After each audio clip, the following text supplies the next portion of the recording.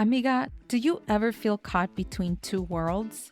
You cherish your cultural background, but sometimes it clashes with the realities of raising a family in modern America. You might feel pressured to fulfill traditional expectations, yet you crave a life that allows you to be your true, authentic self. If you're a Latina mom nodding your head right now, I see you and I get it. Balanced Motherhood is more than your average mommy coaching program. It's a supportive comunidad designed specifically for you. I understand the unique challenges you face navigating between generations and culturas while forging your own path as a mama. Stop feeling like you have to choose between your roots and your future. Balanced Motherhood empowers you to create a life that celebrates your heritage, embraces your motherhood journey, and prioritizes your own happiness. Spots are limited. Don't miss out on this opportunity to connect with a supportive community and create a more balanced life. Visit the link in the show notes to join the waitlist for the next Balanced Motherhood cohort. I can't wait to meet you. Hola, hola, amiga.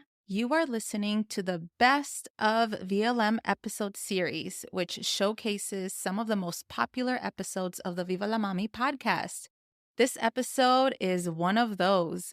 If you enjoy what you hear, make sure you subscribe to the show and don't forget to rate the show and write a review on Apple Podcasts so that other mommies like you can find this podcast.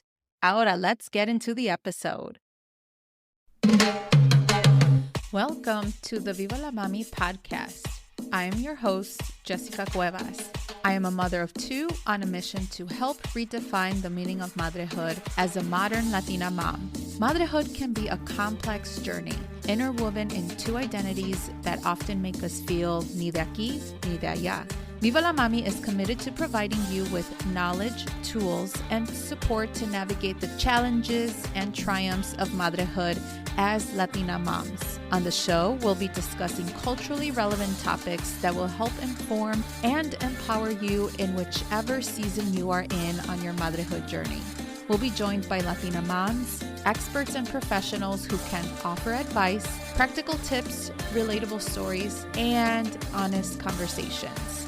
So bring your cafecito as I invite you to be a part of this space as we create comunidad about the exciting and challenging parts of being a mommy. Ahora, vámonos.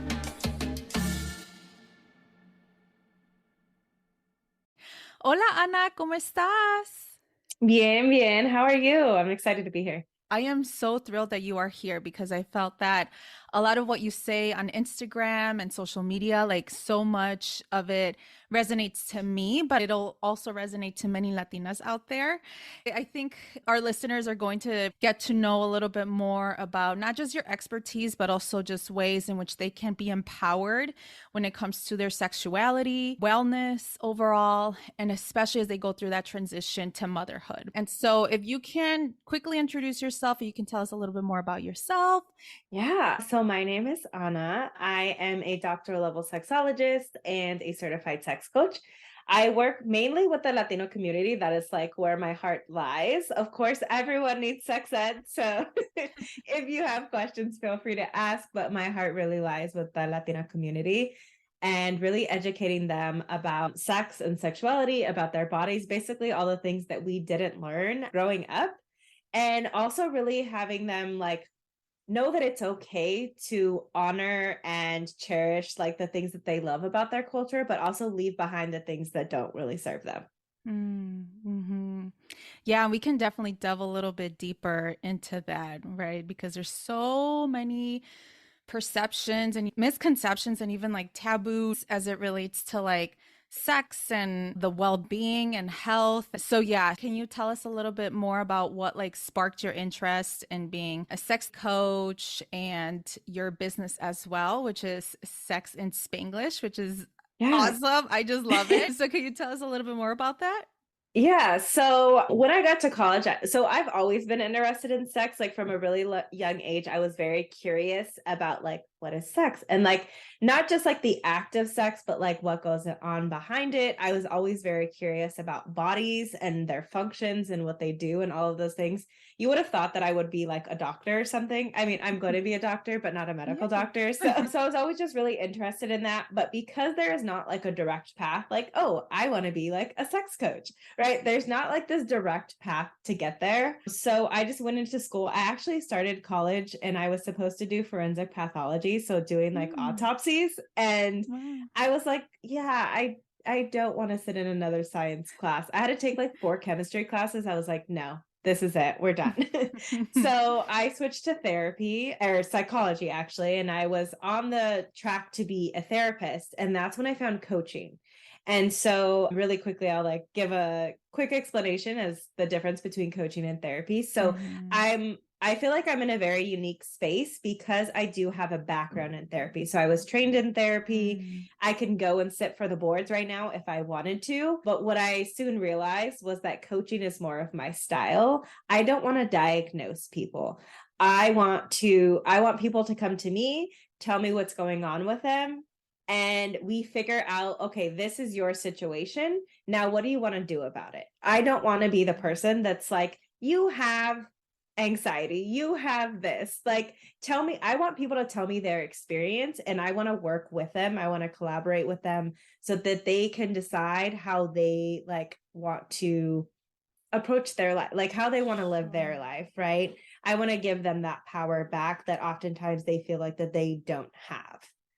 So yeah, that's kind of how I landed into coaching. I started out as supposedly going to become a therapist. And then I ended up in this, like falling into this internship where I was coaching. And then I was like, oh, this is my jam. This is what I'm going to do.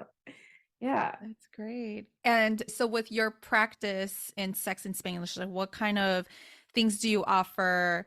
Do you get clients who are moms and who are going through the struggle, and whether if it's trying to conceive or, just going back after postpartum or years after they've been married, like they're like, oh, I'm not satisfied. Like, can you tell us a little bit more about your clientele? So I get like all of those things you just mentioned, and I love it because it's like such a variety and also something that kind of brings them together, right? They're like, oh, I remember that. And like they have like their own little like connection with one another in that way. And I get to just be a part of that and provide like the professional expertise, but also guide them in, what they want to do. So people that are in my program come to me because they are not satisfied with their sex lives. So either they're having like horrible sex or not having sex at all. They have some type of obstacle that's like stopping them from having sex, or they're like, my sex life is great, but also I just kind of want like some type of coach, and you're working with Latinas and this sounded great. And I want to be amongst other Latinas. And I also like talking about sex. So like, let's work together. And so we can like enhance their sex life if it's already going great. Right. I think that there's always room for enhancement. I was going to say improvement, but enhancement. Yes. Even if you're already like satisfied with your sex life, that doesn't mean that you can't like up the ante a little bit, like find something else exciting, to stay excited about. So about moms, yes, I think I was trying to think if I have any clients that are not moms, and I don't think I currently do. And it's a wide range. So I have like grandmas, and I also have moms that are like, one of my clients, her baby's going to be 1 next year. Right. So it's like a wide range. Yeah. I've had 2 clients that came to me specifically because they were having trouble with sex with their husband because they were trying to get pregnant, whether it was for the first time or the second time. And they were just like, it was not happening. And so sex became a chore. And they're like, now we have this problem in addition to the perceived like infertility, and they were just really struggling. And so we kind of worked through that together and like talking about like, okay, like, yes, sex is how you have a baby. And this is like, it doesn't have to be the only reason why you have sex. And so we really worked through like their mind blocks on that and just got them like enjoying sex again and relaxing enough. And I mean, I'm not a medical doctor, but if you are constantly stressed, your body isn't prepared to have a baby. Your body's like, we're too stressed to get pregnant. So why would we let you have a baby, essentially. So relaxation of any kind is actually really beneficial if you're trying to conceive. And so they actually both ended up pregnant. And they had like, that was amazing. And one, unfortunately, she actually ended up losing her baby, unfortunately. But, you know, we worked through that as well. And at the same time, still working on like that sex part. So like, what is sex after miscarriage? Like, what is sex during pregnancy? What does sex look like after like the loss of our child? Like, what does that look like? And so I have clients that are on the spectrum, I guess. Yeah. There's like this huge spectrum as it relates to motherhood and sex. Yeah, that is awesome. And it's interesting because I think that for many folks, you assume that once you find your partner, you get married, like that is it. You think that you are an expert, you think that you're going to be satisfied, but a lot of things can happen, you know, not just within your own relationship, but also like other nuances if you are trying to conceive, or like how you mentioned after losing a baby or miscarrying, like how does that look like? Or even like when you go through a grief process, losing a parent or something like that, like how does, you know, your relationship with your body and sex, like how does that really look like? And yeah, so I never thought about that. Yeah. Yeah, it's all relative. Yes, yes. In terms of the Latino community, Mhm. like in your opinion, why do you think that there are so many kind of taboos around sex? Like, and I guess I'm asking this question more so because of my upbringing, and I'm sure that Mhm. many Latinas can resonate with this, where that just wasn't discussed, it wasn't talked about, you know, it's almost like an embarrassment. I had the privilege, I would say, that I had the talk, you know, with my mom, and Uh-huh. I don't know if my dad was around, but I do remember my mom having that conversation because she grew up with four sisters. She was the oldest and she didn't have the talk with my grandma. She really wanted for me and my sisters, which I don't have brothers, like to be aware about our bodies and, you know, just transitional things that would happen, you know, during our puberty years and things like that. So I really appreciate that. But she literally did it like a maybe rated G, PG version of it, where, you I know, love that. unfortunately, I didn't know much about my down Yeah. there area, right? Uh-huh. And it really didn't happen until after I gave birth, where I was like, oh my gosh, my body can do this. So I guess, like, why do you think there's so many like taboos and also even like misconceptions of sex within the Latino community? Yeah, so I think it's kind of twofold. I don't even know if that's the right like dicho for it, but that's what we're Mhm. gonna use. So, Yeah. so from my studies way back when, depending also like Latinos are not a monolith, like wherever you Mhm. stem from, typically a majority of individuals were very open as far as like sexuality and what that meant and all of those things. So as like things started happening like colonization, all of those things, we became a very like, as we started adopting like Catholicism and all of that, it became kind of very like taboo to talk about Mm. sex. We weren't supposed to, and it was actually quite dangerous to be talking about, you know, saying certain words or like how you express yourself and things like that. It became actually very dangerous. Now Latinos are also a very traditional culture, which can be beautiful in many ways, and that also means that we oftentimes don't question things. When we Mm. talk about cultures that are very like traditional in nature, that typically means we're just repeating what our parents taught us without asking questions. It also, in many Latino households, it's also seen as like disrespectful to be curious. And even if it's coming with innocent intentions, as like, let's pretend like I'm a 5-year-old kid and I'm asking you, like, hey, mom, like, why do we do this? It can be seen as disrespectful, even if the intention is very innocent. So we Mm. soon learn that we're not supposed to ask questions because that is seen as disrespectful. So then we don't ask questions. We learn things and they could be right or wrong. We don't know. Like, and when I say right or wrong, like incorrect factually or correct factually, and we just assume, right? And so then we pass that on to our children because, well, that's what mom taught me. So I'm going to tell my kids. And it just keeps passing down. And when we don't ask questions, like nothing ever gets resolved. And what I see with a lot of my clients is that even though they've learned at some point that some of these things that they learned are factually incorrect, like tampons cause you to lose your virginity, for I example, learned right? that. Yeah. And so while they learned, like many of them, like in adulthood, that like, oh yeah, that's actually not true. They struggle with accepting that that is 100% true. They're like, okay, I know, like wink, wink. Okay, yeah, that's not true. But like a little voice in the back of their head, I call it like the mom voice in the back of their head, like their mom is like, no, that they're wrong. No, tampons lose your virginity because my mom told me that, right? And so it's really like this struggle of like, do I not believe my mom or grandma or whoever it was, or do I believe what I'm learning here? And if I do believe something else, something other than what I learned growing up, what does that mean about everything else my parents told me? Right? What does that mean about our relationship that we have? Did they lie to me about everything? What does that mean? And that sometimes can be very scary to kind of confront, especially if you're doing it on your own. So many people just, what I've seen is like, if they're doing it on their own, they're kind of just like, okay, well, I'll take in this information, but I truly believe what my parents told me. Yeah, that is so interesting. And I think it's because we have to respect Mm-hmm. adults and authority figures and yeah, that is so true. And it's so interesting how even that affects like your meaning of sexuality, right? And Right. yeah, that is so interesting.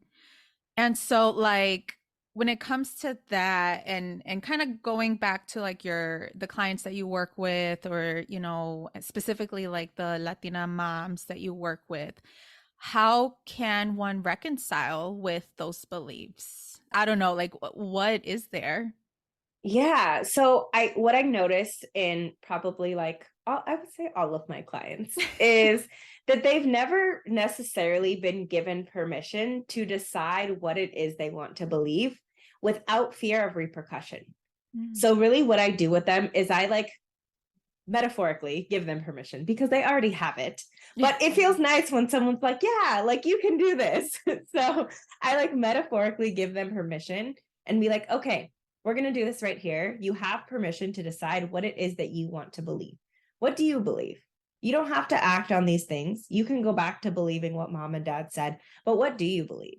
And then we kind of compare the two. How do these two lists compare? What did mom and dad say? What do you actually believe? And how can we kind of turn down the notch on like that mom voice that is in the back of your head that is probably going to be there forever? Like you heard it for how many years now? You're probably still going to hear it because mom like never shuts up. Like, she's always talking to you and telling you things usually, right? And so like, how do you turn down that voice when you know that it's not you, right? Like a lot of the things that we think that we believe, that like, oh, I always tell myself this or whatever, they're not really our beliefs. They're the beliefs of the church that we grew up in, the school that we went to, the communities that we were around, la tia amargada. Yeah, so like our mom, our grandma, like whoever, right? Like they're like these thoughts that were just given to us, and because we never questioned them, we just took them and ran with them. We're like, oh, this is the truth, this is what it is. And so it's really about reconciling like what it is that you truly believe. And also, just because you don't believe something, you don't believe the same thing that your parents believe or your family or whoever, that doesn't mean that you can't have a relationship with them. Like it's a yes and, not an either or. Gotcha. Yeah. Yeah, that's interesting. And yeah, it gives perspective too, just to allow yourself even like the freedom, if you've been curious about, I don't know, trying different things or new things, right? Like just allowing yourself permission to do that. And it's Yeah. almost like that Catholic guilt, right? Like, ay, me está viendo Right. Dios, like, Yeah, and it's so hard exactly. to remove that, even though, Yes. even though like, that you and your partner want to do new things or whatever it is, right? Like, Right. it is so interesting. Yeah. As far as with like sex in Spanglish, how do you cater the needs of women? Do they have their own different needs? How do you cater that to them? Yeah, definitely. So the way that I work with my clients is in my group program called La Sinvergüenza Symposium. So it's really about reclaiming the word sinvergüenza and like separating it. So it's literally like Mm. sin vergüenza, right? So like without the shame. So yeah, all my clients come to me and we do group coaching. So essentially just what that means is they come and they're like, "Hey, I want to talk about this issue that I'm having." It doesn't have to be sex related. And the reason for that is because really the way that I coach my clients is that I believe we are all holistic beings. So that means, if you're having trouble in the bedroom, you're probably having trouble at work or trouble with your parents Mm. or whatever that is, right? You could be having a really stressful, maybe you have a really stressful relationship with one of your friends or your family members. Maybe like you hate your job. And so then that's impacting your relationship or it's impacting sex, right? Like it all ties back to one another. So we don't always talk about sex. I do teach a lot about sex in my program. So, the things that we didn't learn, right? About like maybe how to clean ourselves properly and make sure we don't get infections, like talking about STIs and sex positions and why this position might be better for you than this position, depending on your body and like all of those things. I talk about all of those things, and that is readily available to anyone that joins the program. And we also like do talk, so similar to therapy, right? Like we do coach through that. I talk you through, I ask you questions. What are you thinking? Why do you think this way? Where did this messaging come from? Did you hear it from mom? Did you hear it from el padre? Did you hear it from school? Like, who did you hear this from? Why is it a problem? Like, what is going on? And really getting down to like the root of the issue, because oftentimes when we try to resolve problems, we're just like, oh, well, I have this issue and let me just try to do something else. And really what's happening is you're just putting a band-aid on it. Like, why is this an issue to begin with? Why is it happening? Why don't you want to have sex? Not that not wanting to have sex is a problem, but if you're telling me that it's a problem, why is it a problem to begin with? Why don't you want to have sex? What's the real reason why? And Mm. really getting down to like that core belief or beliefs, even those thoughts that you're having, and really talking through that. So sometimes that means we talk about sex. Sometimes that means we talk about your mom, something traumatic that happened to you as a child. Mm. Sometimes that means, I don't know, I coached my client the other day. Her daughter has a phobia of going to the dentist, like a true phobia. We Oh, talked about that, like, because that's impacting her sex life, right? And yeah. we don't only have to talk about sex. I have another client who just started talking about sex with me for the first, what she's been in. Okay, so for like the first 3 or 4 months, she wouldn't talk about sex because it was too, almost like too painful for her to talk about.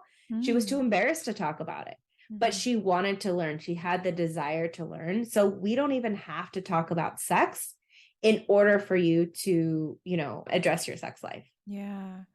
Yeah, it's almost like there is a mindset, attached to it. Yeah. Like, yeah, and I've personally struggled a lot with sex like right after having a baby. Like it took us Mhm. a long time, and I think it's because I didn't really trust my body. I didn't really know my body, and I also thought that you could just get in bed and that's it, right? Like there's so many things, like lube. I never knew about lube.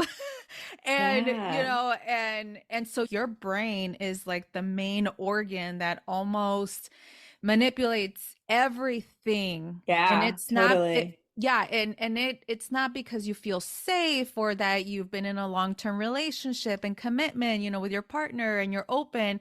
Yeah, that helps, but it's your brain. Like if you don't have your mindset to it, like it's going to affect everything.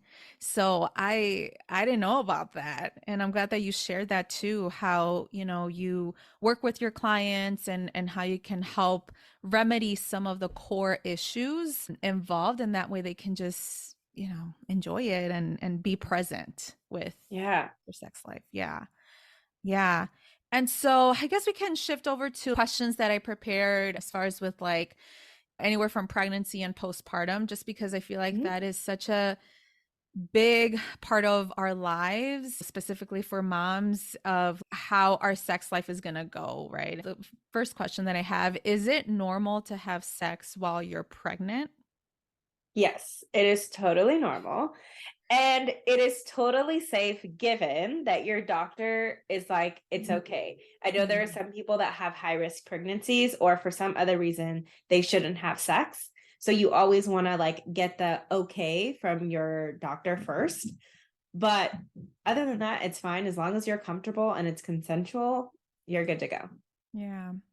And are there any kind of like benefits to it? Yeah, so it is said that towards the end of your pregnancy that it can also like the orgasm can like help, you know, if you're having trouble having the baby, like maybe you're late, right? Mm. So supposedly, I don't know how true this is, but supposedly they say that having sex similar to walking, right, helps you along, helps the baby to be like, all right, it's time to go. Like, let's do this type of thing. So maybe if you're planning a cesarean, maybe avoid. But of Right. course, always check with your doctor. And I think throughout, definitely, like as long as you feel comfortable, and I think that orgasm especially and just that intimacy and connection with your partner can be definitely beneficial. If that's something that you enjoy, why not do it? Just like Mm. if you enjoy walking or reading, just like anything else, I Mm. think it's totally fine as long as you're enjoying it. The only reason I would say not to do it if it poses a danger to the baby, if you're uncomfortable or in pain, or your doctor is like, hey, let's not do this for a little bit. Right. Okay. Okay.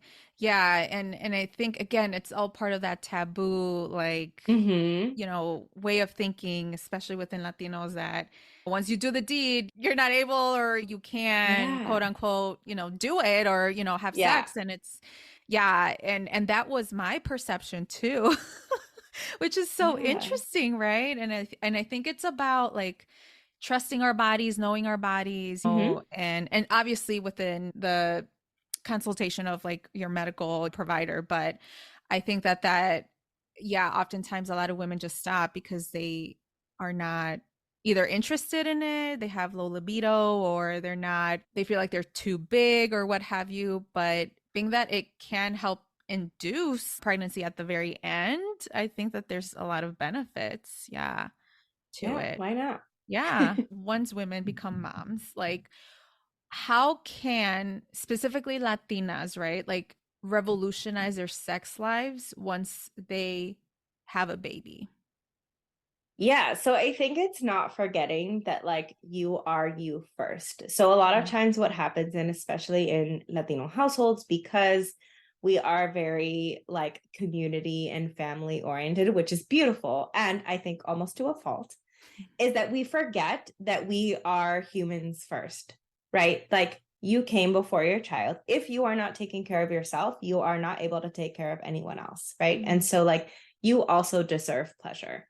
And this goes for sexual and otherwise. And so, I think, like, really recognizing that, like, it's okay to put you first. And we often like hear the word like, oh, that's selfish. Like, if we're going by the definition of selfish, like putting yourself first technically is selfish. But the question that I want to pose to your listeners is like, why is that a bad thing? Like, why is being selfish bad? Because if you never focused on yourself, if you don't take care of yourself, if you don't not drinking water, if you're not sleeping well, if you know all of the things, your children are not being well taken care of because you cannot be fully physically present or mentally present. You are Mm. not ensuring that you're living a long life for them either, right? Mm. Or for your partner, if that's the case, right? And so it's really important that you take care of yourself first because you're also modeling to your children that it's okay to take care of you, Yes. right? Like it's okay to take care of yourself. There's nothing wrong with that. Right. And so I think that first and foremost, I think also like your body changes obviously after you become pregnant, after you have a child, and even if you don't have kids, right? Like your body still changes. Mm. That's just the natural process of aging. And I think just continually being curious, getting to know your body. I imagine many of the people listening aren't very intimate with their bodies. So I don't even mean this in like a sexual way. Like, of course, like if you want to touch yourself sexually, that is fine with me. Do what you want. But I think it's super important just to get familiar with your bodies. Like, what does it look like? What is this mole? Like, is this normal for me? Is this how my breasts normally look?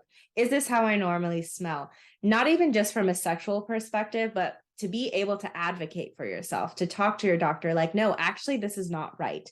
because especially as women of color that are going into hospitals more often than not to give birth, like it can be very dangerous. Like giving birth is like a serious thing. We talk about it as like we're just going in, you know, for a regular pap smear, but it's very serious, and many people die or almost die giving birth.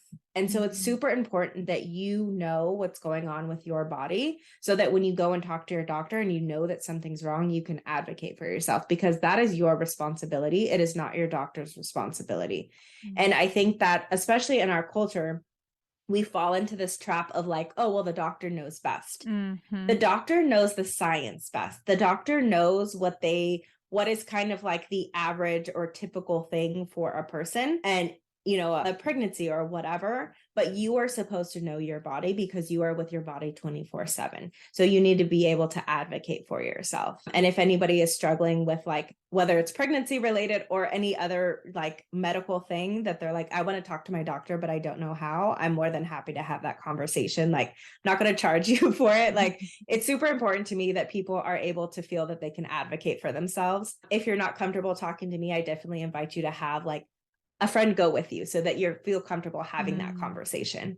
But going back to sex, now I like lost my train of thought. I'm so passionate about this part. But as far as like the sex goes, like just knowing that it's normal that your body has like gone through these changes, and just really familiarizing yourself with your body. And it's totally okay that it doesn't look the way or feel the way, or even maybe even smell the way that it did before. And that's totally fine. Nothing is wrong with you. And just getting really confident in your body and knowing that you are the one that creates the pleasure, not like the type of body that you have, or like the amount of cellulite or the amount of stretch marks or like whatever. Like none of that creates any pleasure. I know a lot of women struggle with like, oh, well, my husband sees me differently now because I'm a mom. But his opinion does not impact the amount of pleasure that you receive, because pleasure is an emotion, and that is created by our own thoughts. So any amazing sex that you've ever had, or any amazing experience you've ever had in your life, was created by you. And so I always tell my clients que el placer es poder, right? Because if you really embody that, like, you are the one that created all these amazing experiences that you've ever had, that you were the creator of that, and the other people were just kind of like, not the stars of the show, the supporting cast, right? Sure. Then no one can take that away from you. So it doesn't matter what your partner thinks, because you can be confident and you can still feel that pleasure for yourself. Right. Right. Oh, I love that. I love el placer es poder, because yeah, oftentimes as women, we think that we want to pleasure men. And again, I'm speaking more of a heterosexual, you know, way, but like, yeah, it's like, como lo voy a que tenga placer, or how am I gonna like entice or spice it up more for him? And it's, yeah. And I love how you're kind of reversing that. Like, how are we also going to pleasure ourselves, right? Like, how can we do that? And so I guess like, yeah, like what are some kind of tips that you have as far as with finding our own pleasure as women and as human beings? Yeah. So it definitely starts out with understanding your body. So my favorite exercise, which most people hate, but that's totally fine, is a mirror exercise. So really getting intimate with your body. Like, what does it look like? Like everywhere. Most people have not looked at their body in a mirror naked at all, like fully naked, looking at all the things. Like, what does my body look like? How does this feel? What does this feel like? In a both sexual and non-sexual way, getting just really intimate with your body. And what I always teach my clients is that we do not create pleasure for other people, and other people do not create pleasure for us. Like each individual is responsible for their own pleasure. So when you are in your head about like, oh, como lo voy a placer, like, how am I going to make sure that he feels good? Like, that's his responsibility. And not that you shouldn't care that he's enjoying himself, but if he doesn't feel pleasure, it is not your fault. And if he does feel pleasure, it also, you can't give yourself credit, because he was the one that was allowing that. And we know that this is true because there have been times where you've had sex with someone and it was like mind blowing. It was amazing. And there's been another time you've had sex with that same person and you've been like, that could have been a lot better, or that sucked, right? Because you were mad at him, or you were mad at something else, your kids were stressing you out, whatever it was, right? And it's because of what you were thinking in that moment that was allowing you to relax. Interesting. Yeah. And thank you for sharing that mirror exercise, because again, going back to our culture, ¿verdad? Yeah. It's like you don't even know your own body. Like, and again, I didn't even Right. know my body until after I had my child. I spent all these, like, how old was I when I became a mom? I was 31 when I had my first child. And I didn't know anything. I didn't even trust my own body. Like, de por sí, I struggle with breastfeeding because I didn't really know what nipples were, like that they're different Yeah. size nipples, like even that part of my body.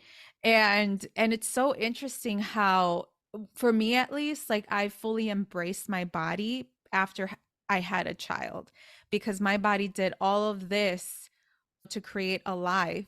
And I really appreciate you sharing that. I'm gonna do a little homework assignment for my listeners to just look at yourself in the mirror. Yeah. And without any judgment, right? Just looking at yourself, and I think that is normal. Again, God isn't going to watch you, you're not going Right. to, no one else is going to watch you, just yourself. And I think that that is very important, to really get to know yourself more, and that way you can be more present once you are, having sex or doing any sexual Yeah. activity. Yeah, definitely. Yeah, Yeah. and I think for a lot of people, like they struggle with it. But I think what helps, at least some people, is that like if you think about it, I'm not just doing this for sex. Like if that's helpful for you, like yes, do it for sex. And also it's important, again, going to the doctor, or think about like, do you want your daughter or even your son, whoever, like your child or a little one in your life being like, oh, my mom or my tia or whoever you are to them, like they didn't teach me this. Like, would you want them to have the same experience that you are? Like, it's super important for you to know your body, not even just from a sexual perspective. Like, you need to know your body because that's your responsibility in this world. Yes. Yeah, I love that. And so when it comes to like couples, right? And I think this is specifically couples who are in a committed relationship. Perhaps they either co-parent or their parents, right? Like, how can mothers communicate with their partner about sex, especially like during the postpartum period, whether if it be that they want to, but their partner doesn't, or vice versa, where, the birthing parent doesn't want to, but their partner does. Do you have any kind of like insight about that, or kind of advice about that? Yeah. So, kind of going from like understanding your body, really figuring out what it is that you want, because I see this all the time. They're like, my clients are like, yeah, I want, my partner to change, or I want this change to happen. But when I ask them what that even means, they don't know how to explain it. So it's almost as if they're telling me like, I want more sex. I'm like, well, what does more sex look like to you? Like, what does that mean? And they're like, oh, I don't know. So it's almost like they're going to a restaurant and they're just like, I want food. Okay, well, that's not helpful. So let's get more specific. And so it sounds really like silly and like tedious, but most people aren't able to explain what it is that they want because they haven't figured it out for themselves. So that's really frustrating to be on the like receiving end, someone telling you that they want something different, but they don't know what they want, right? It's like when you're trying to figure out what your toddler wants, like, and you don't know, and you're both like just getting really frustrated, right? So it's like, figure out what it is that you want and like allow yourself to be like, no, I actually do want this desire. And then bringing that up to your partner. And I think it's always beneficial. So I teach my clients that we don't cause other people's feelings.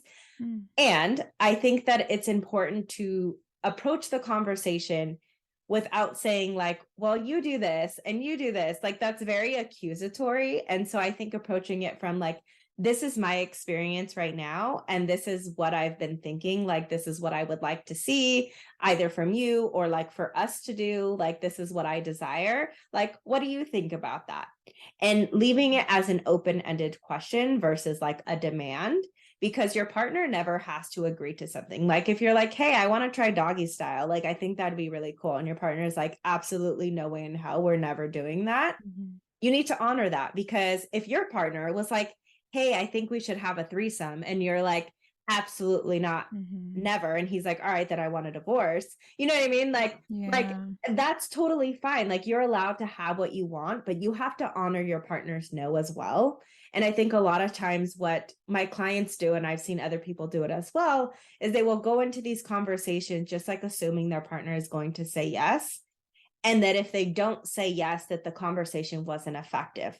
But an effective conversation, like the goal of a conversation, is to never, it's not ever to have your partner like agree. It's to have them listen and understand exactly what you are asking, Mm. and then for you to have a conversation about that.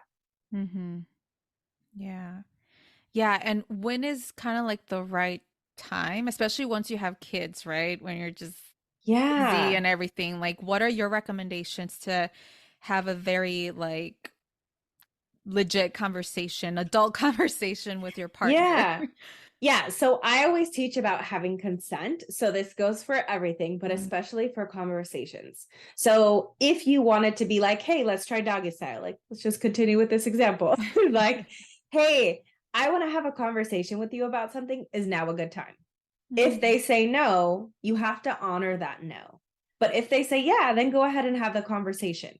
So if they say no, honoring that no means like, okay, we're not going to have the conversation now, but let's decide on a day and time where we are going to have that conversation.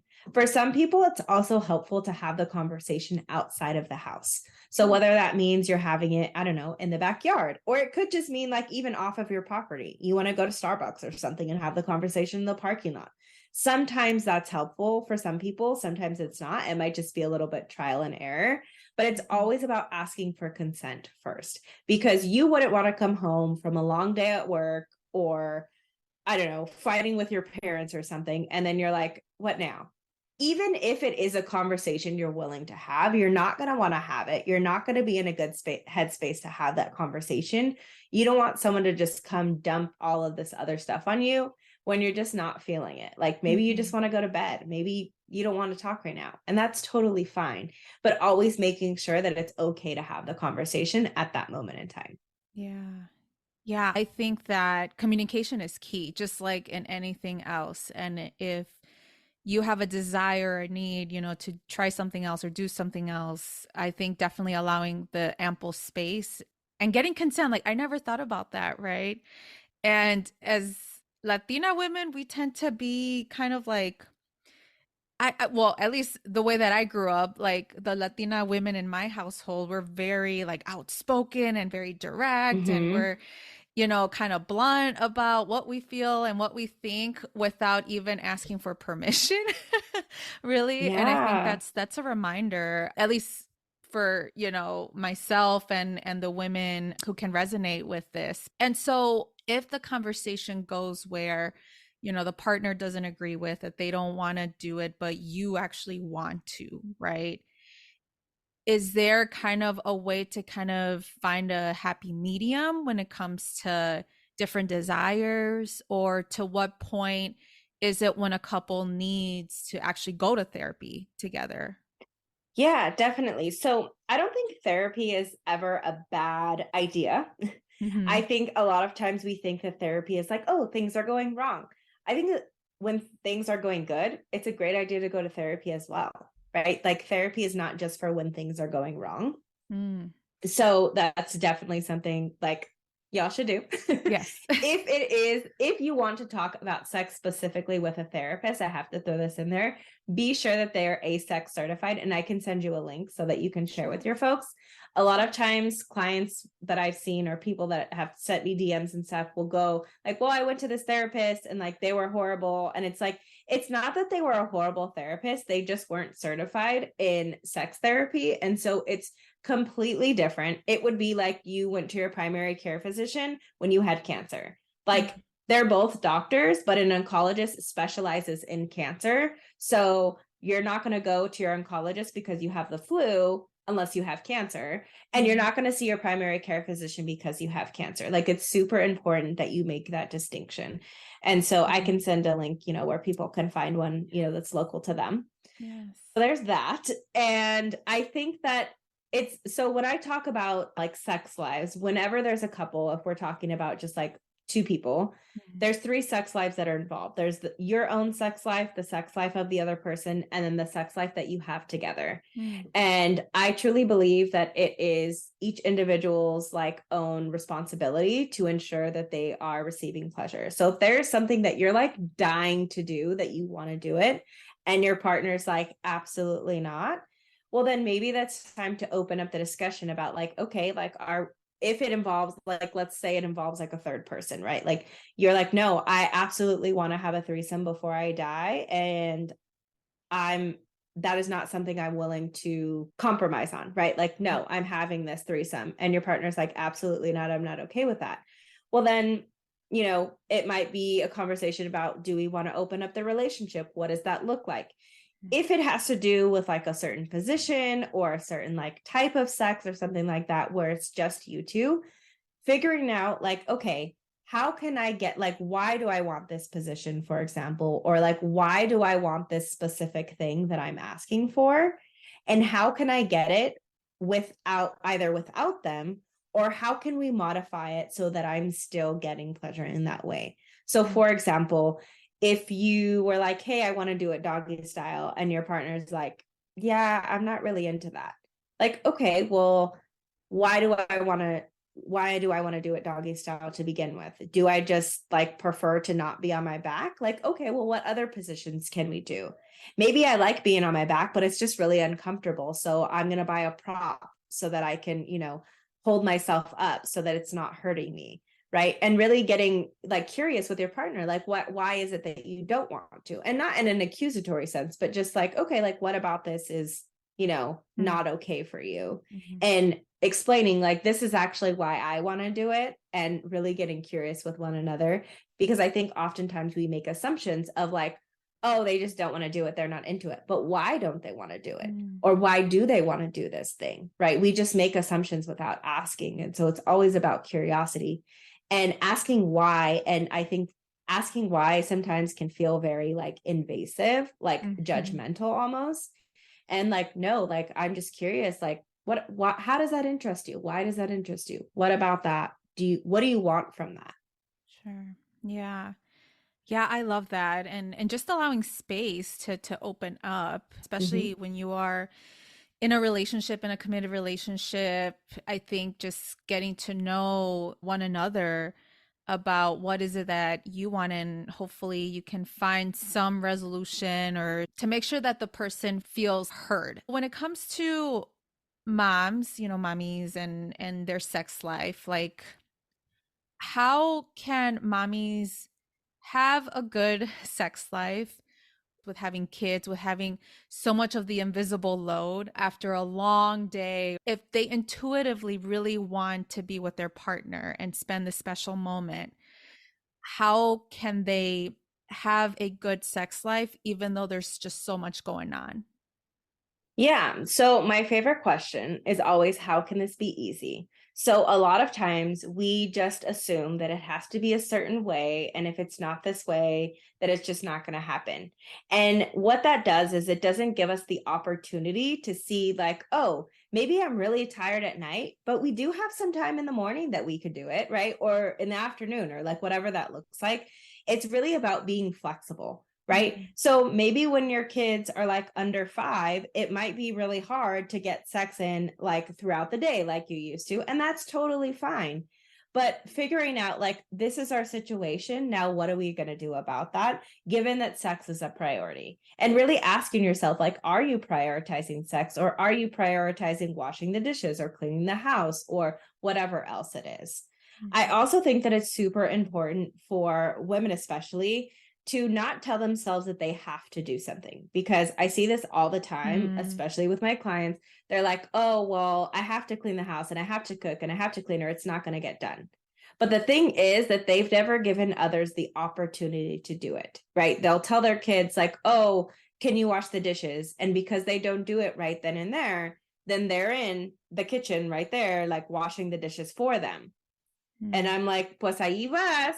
Like, you're not giving them the opportunity. Why does it have to be done right this second, as long as it's getting done? Or taking the time to teach their children how to do things that they want done. Like my sister, love my sister to death, but she's like, I hate how they fold towels in my house. And they being like her kids. Yeah. Like, I hate how they fold towels.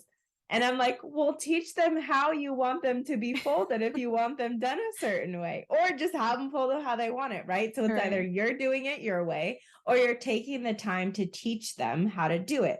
Like, so I'm a business owner. So I think about like, okay, I train my people. I'm not just like, okay, do whatever you want and get mad when they don't do it the way that I want it done, right?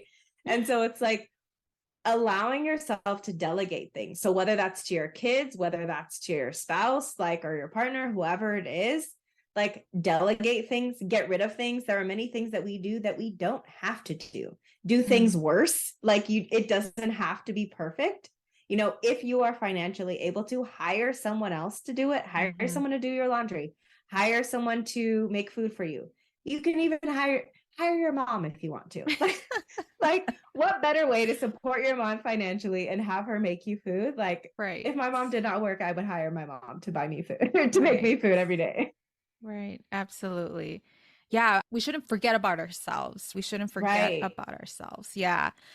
If you want this to be a part of your relationship, your life, and I think that, yeah, not setting up these like high expectations or have this rigidness in your day to day that is going to impede you to do it. And honestly, that was something that I learned in my relationship, especially once I became a mom. I'm like, what are my priorities? What is it that I want? You know, and not putting others before me, which I know, again, it sounds selfish, ¿verdad? This is like me Latina speaking, like it sounds very selfish, but again, like I also want to do me, right? I want to prioritize on myself. And I think it's all about mindset. And it's so interesting how that is all connected, right? With your mind and your body and just how you also want to receive pleasure. Yeah, it is so interesting. So kind of like as we're wrapping up here, our conversation, what are some tips you can share with a Latina mom to be or a new mom or any mom about their sex life or about their sexuality? Just kind of some tips that you usually give to your clients. Yeah. So they're probably going to be tired of me saying this, but like getting familiar with your body, like that is the very first step. And it's not just a one and done type thing. Like, continually, like, where are we at? Like, what does this look like continually being, just like you moms are like, you know, like your baby's butt out of like a lineup, right? Like, you need to be that familiar with your own body, right? And I know it sounds really weird, but it's super important for you to be super familiar with your body. What are your desires, right? Like, really familiarizing yourself with your body and deciding like what it is that you want sexually. My favorite brainstorming exercise is just to like, so say the topic is like sex, like if you could have anything in the world, you don't have to go and do it, but just like see what your brain comes up with and don't edit the list as you go. Because if you do that, your brain's going to shut down. You just like write all the things in the world. It could be like, I want to have an orgy. And you're like, I probably would have never do that. I don't know where that came from, but just like write it down anyway. You could cross it out later, but just let your brain free flow for like 3 minutes. And see what happens. Just like keep writing, like, what would I do? What would I do? Like all of those things. And then from there, be like, okay, what are the things that I actually want that I'm actually willing to go out and try? Or like if you're single, maybe, or maybe, you know, you have a partner and you want to try it with your partner. Maybe you want to have a conversation with them about it. Maybe you just want to like spend a night with your partner looking up, what would that even look like?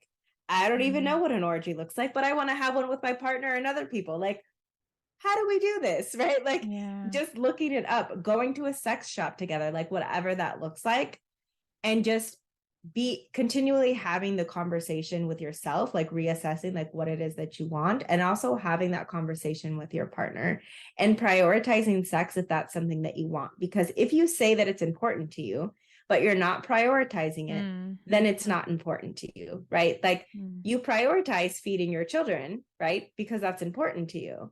But you're not like, oh yeah, I care about that, and then forget to feed them every other day. Like that's not how that works. Yes. So it's really important to like make sure that you're prioritizing it. Yes. Oh, I love that.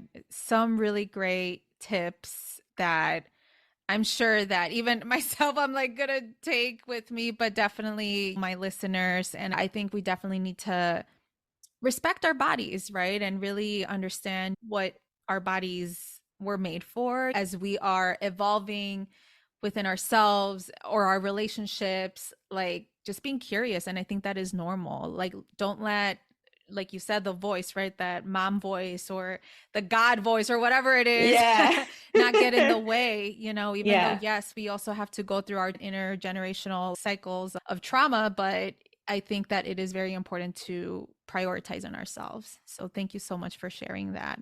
Where can people follow you? Are you currently taking clients? Yeah, definitely. So I am very Googleable. Is that a word?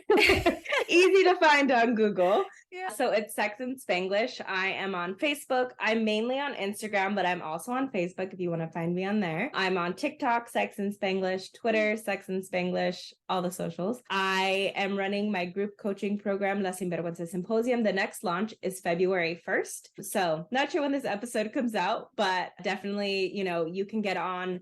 You can register directly using the link in my bio that is on all of my socials. If it is past February 1st and you're listening to this, I'm most likely still taking clients. So I have a couple launches a year. So there's an interest list in the link in my bio as well.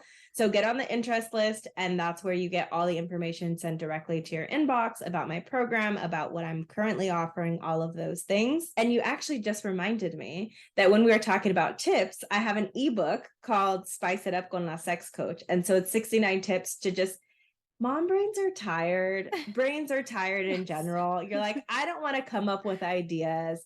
And so it's just 69 different ways to like spice it up in the bedroom. And you can choose from any of them. You can go in order if you want.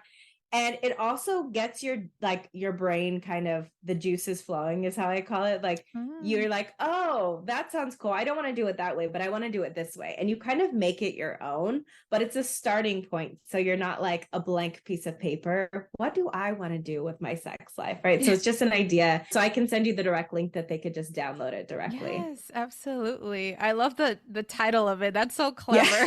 Yeah. Thanks. Ana, thank you so much for being here. I really appreciate it. I'm sure that many mommies are going to get inspired and empowered to like maybe do something new, right? Spice things up, or at least talk to their partners about trying something different, and really recognizing that it is not our fault why we had always felt like trapped into like all these beliefs. So thank you so much for being here. I really appreciate it. Yeah, of course. Thanks for having me. Thank you for tuning in to the Viva la Mami podcast. If you like this episode, make sure to leave a review and write what episode really resonated with you. If you really loved it, share it on social media or with an amiga. As always, please subscribe to this podcast wherever you are listening. Make sure to follow me at Viva la Mami on Instagram or visit vivalamami.com. Please note the information shared in this podcast is for educational purposes only and should not be replaced by your healthcare provider nor taken as professional advice.